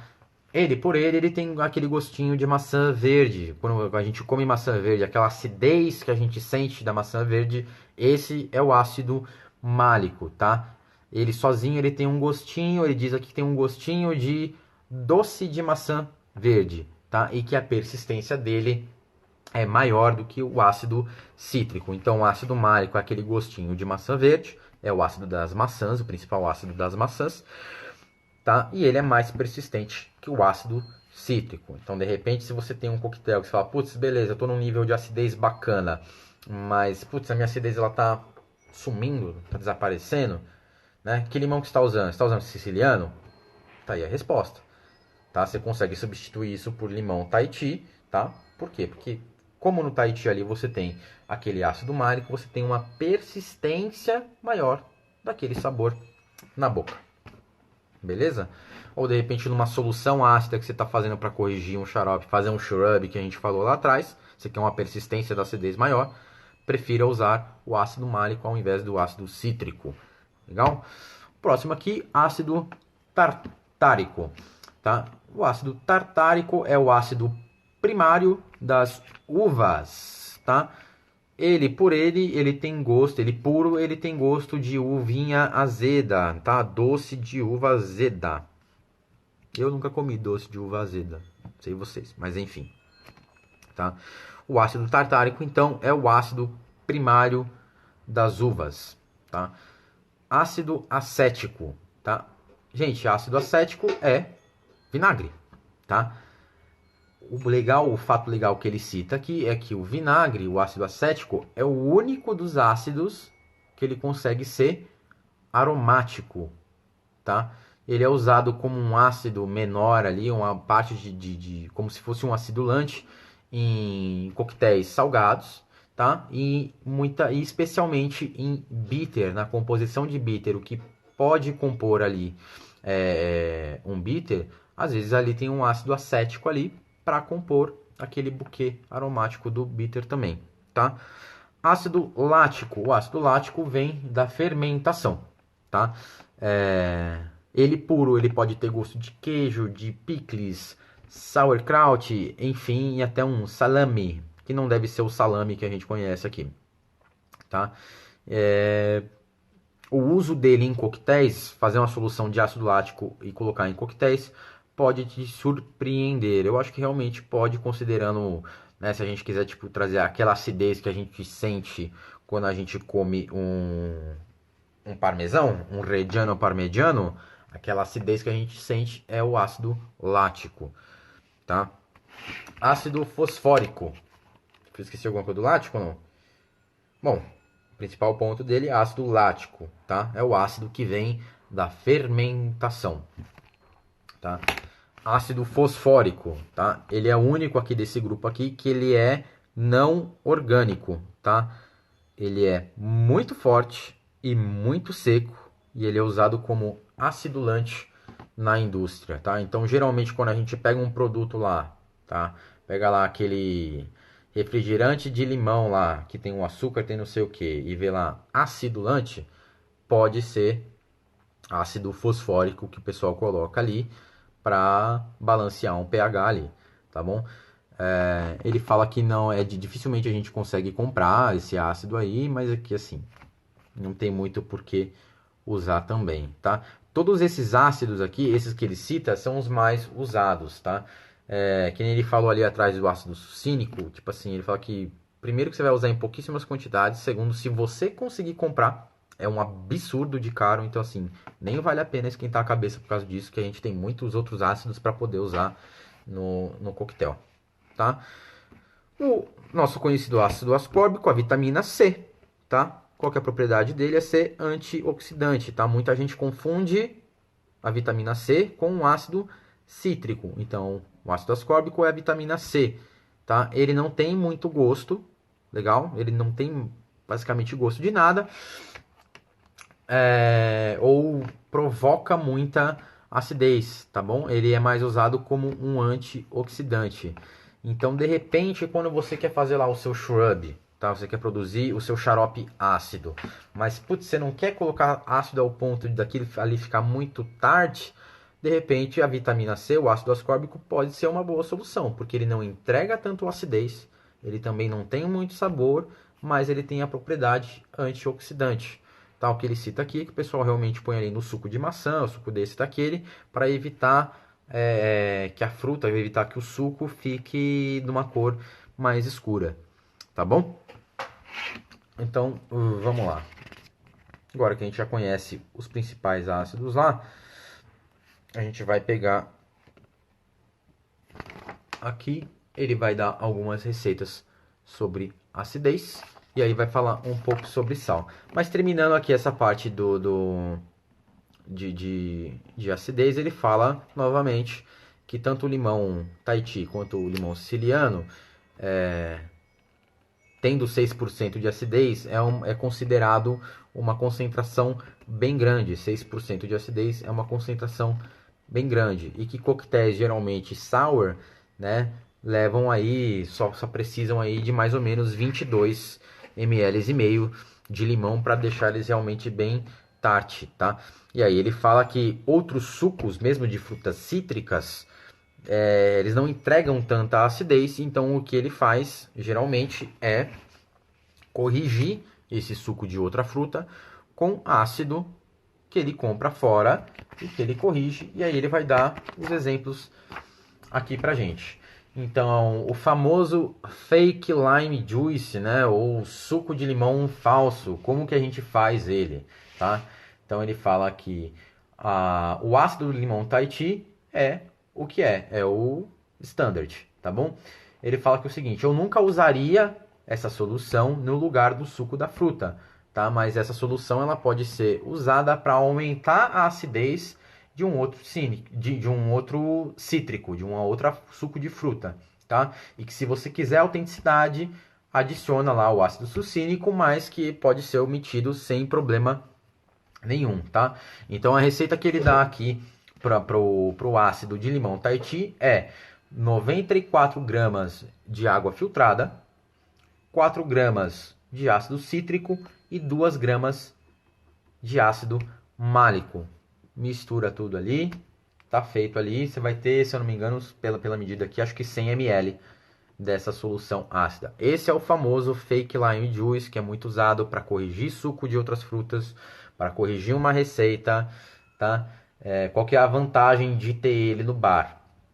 Você consegue adicionar pequeníssimas quantidades, tá? E não estraga, tá? O suco de limão estraga, esse ácido não, tá? Mas novamente, gente, não vai me fazer 5 litros de solução ácida para usar no lugar do limão. Não é assim que o negócio funciona. Lembra que no suco de limão, 6% é a parte ácida. Todo o resto que está na solução, você tem frutose, você tem glucose, sacarose, você tem vitamina C também, você tem nutriente, você tem mineral, aí você tem uma pancada de coisa que compõe o sabor do limão. Então não acho que se você fizer uma solução ácida a essa receita aqui, essa solução ácida com essa concentração de ácido cítrico e málico, que vai substituir perfeitamente o suco de limão no seu coquetel, tá bom? Qual que é o exemplo de uso que ele dá aqui para essa solução ácida? No suco de laranja, tá? Então ele pode pegar aqui, por exemplo, 1 litro de suco de laranja, e aí ele vai colocar nesse 1 litro 32 gramas de ácido cítrico ou 20 gramas e mais 20 gramas de ácido málico, vai misturar aquilo ali até dissolver, tá? Eu sou do time de fazer as coisas mais simples. Se eu vou usar suco de laranja ali no meu coquetel, eu deixo o suco de laranja só por ele mesmo. Até porque eu não quero fazer um batch de suco de laranja que seja ácido o suficiente. Então, prefiro fazer o quê? Vou dosar ali meu suco de laranja, provo ali rapidinho, vejo o nível de acidez e aí eu vejo se eu preciso colocar um pouquinho de solução ácida ali para aumentar aquele nível de acidez conforme o que eu quero ou conforme o objetivo que eu quero alcançar, tá? Se no seu bar todas as suas receitas eles requerem sempre um suco de laranja que tenha acidez suficiente para compor um coquetel sour usando só o suco de laranja, aí é interessante realmente você fazer essa diluição de ácido a mais dentro do suco de laranja, tá? E aí ele dá uma receita muito legal aqui. Eu nunca usei, mas eu sempre soube que dá um efeito muito bacana em coquetel, que é o ácido de champanhe. Então ele fala o seguinte, tá? O ácido primário nas uvas é o tartárico e o málico, tá? Mas esse não é o ácido primário na maioria dos champanhes. Por quê? Porque a maioria dos champanhes passam por um processo que chama-se fermentação malolática. O que isso quer dizer? Que na fermentação, aquele ácido málico da uva ali, quando ele é fermentado, ele se transforma em ácido lático. Lembra que o ácido lático ele vem da fermentação? Então a fermentação da uva, que é rica em ácido málico, aquele ácido se transforma em ácido lático. Esse fenômeno é chamado fermentação malolática. A galera do vinho conhece isso aí de cabo a rabo e consegue, assim, na boca, dizer se o negócio passou por fermentação ou não. É incrível. tá? Então ele fala, vinhos brancos e champanhes como Krug, por exemplo, não passam por fermentação malolática. Então eles vão ter uma característica de acidez mais ali para o lado da maçã verde, enquanto aqueles que passam pela fermentação malolática perdem essa característica de que ter aquela maçã verde ali na boca. Então já é uma dica aí para às vezes a gente vai provar algum vinho, provar algum champanhe, se você sentir aquela acidez ou aquele gosto até mais forte de maçã verde ali, você já sabe que provavelmente a concentração de ácido málico naquela bebida é maior. E às vezes quando você pega uma bebida que foi fermentada, tá, a partir da uva, tá, e não apresenta aquele gosto de maçã verde, aquela acidez de maçã verde, muito provavelmente aquele vinho ou aquele champanhe, vinho em geral, muito provavelmente ocorreu a fermentação malolática ali nele, tá bom? Ele fala que essa mistura de ácido tende a cristalizar, mas que é facinho de derreter e tudo mais, e que ele usa muito em drinks carbonatados para dar aquele toque de champanhe. Pô, legal, né? Às vezes você pega ali só água com gás com um pouquinho dessa solução ácida, né? Não é que vai ter o gosto de champanhe, mas a sensação de acidez pode lembrar a de um champanhe ali. A receita que ele dá é a seguinte: 94 gramas de água morna, água esquentada, para 3 gramas de ácido tartárico e 3 gramas de ácido lático. E aí, em relação ao ácido lático, ele fala para usar a forma em pó. Combine todos os ingredientes e misture ali até estar tudo dissolvido. Tá? Então, o champanhe ácido é isso: 94 gramas de água, 3 gramas de tartárico e 3 gramas de lático. Beleza?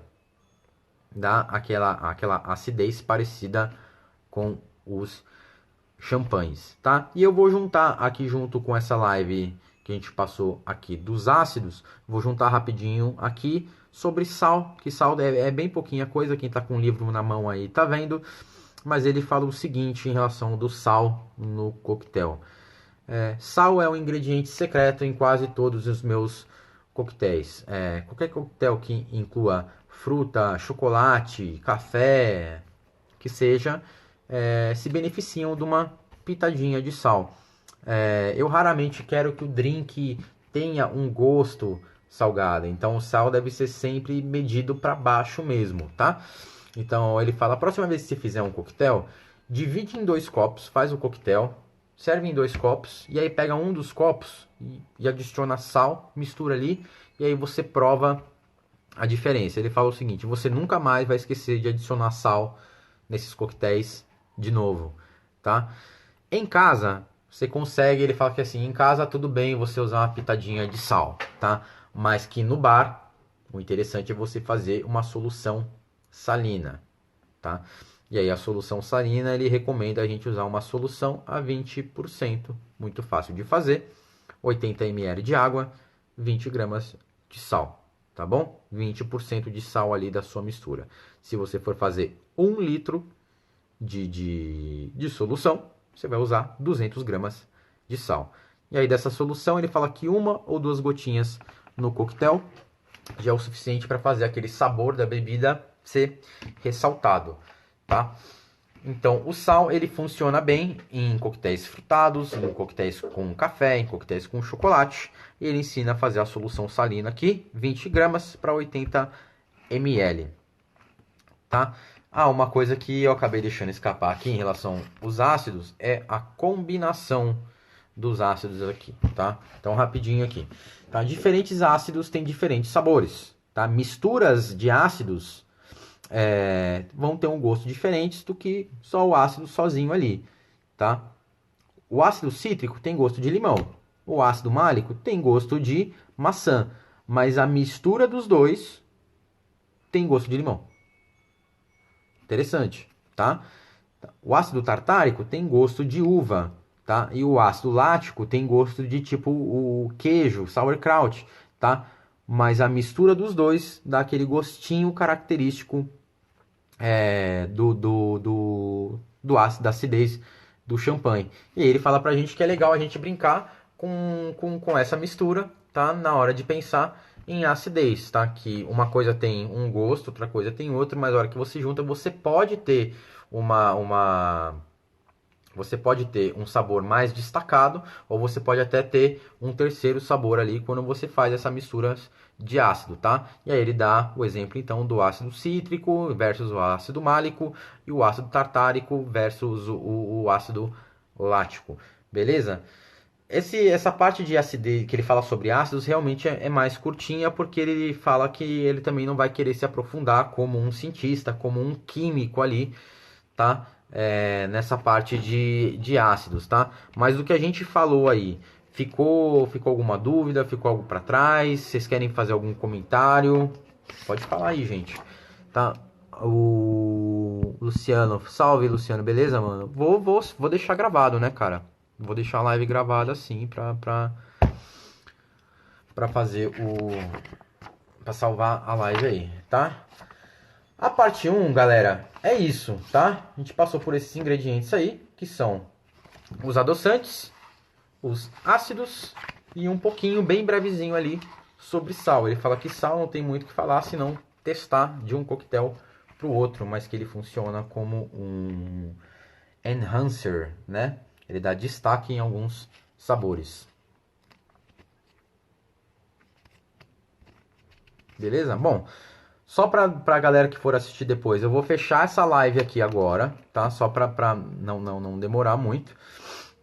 E aí eu vou abrir outra pra galera que quiser fazer pergunta, quiser fazer alguma discussão, tá bom? Então vou fechar aqui, quem quiser voltar, fazer alguma pergunta, alguma coisa, eu já vou abrir a live de novo, beleza? Já volto.